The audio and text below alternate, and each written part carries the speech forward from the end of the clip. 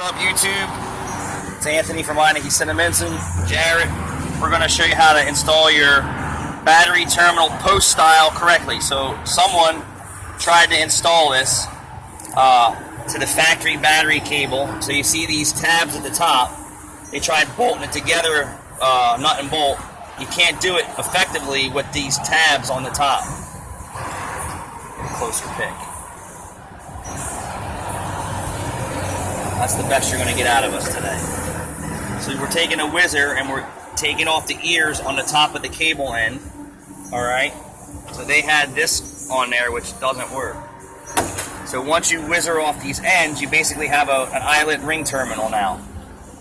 Alright? And then you're going to use the universal top post clamp style. So you're going to unbolt these. Right here or here. So you choose your area. It doesn't matter to me as long as it bolts on.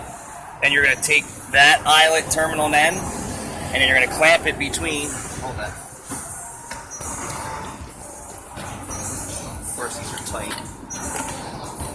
Of course, they're tight.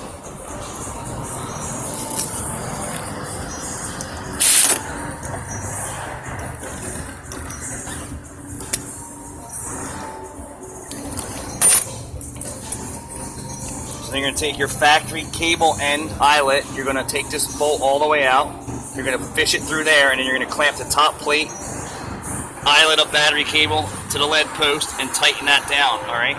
So it's going to look like this when you're finished.